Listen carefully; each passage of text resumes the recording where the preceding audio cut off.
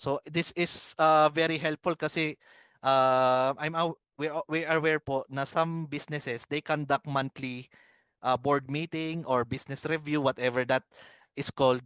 And it is very important na meron tayong comparative financial statement for internal use. So ito po, pwede nyo na pong magamit and we can download it later sa ano po. So yun po yung ating financial position.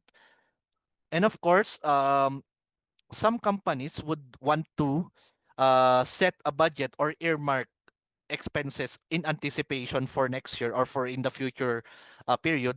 So we do have yung ating budget report. So what we will do here is assign budgets so that the management will be prepared to estimate and compare it with the actual expenses in the future. So for example here, we can earmark or budget a certain amount of expense kapag traceable naman po natin, and if we can determine objectively, we can do it po. We can set the budget here.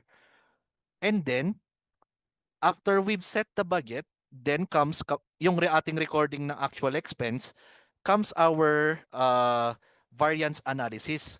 So as a manager, I want to observe if sumosobra ba tayo lalo sa expense, no? If sumosobra ba tayo sa ating target expense or sa sales naman na-exceed ba natin yung expectation natin. This is the use of ating budget report.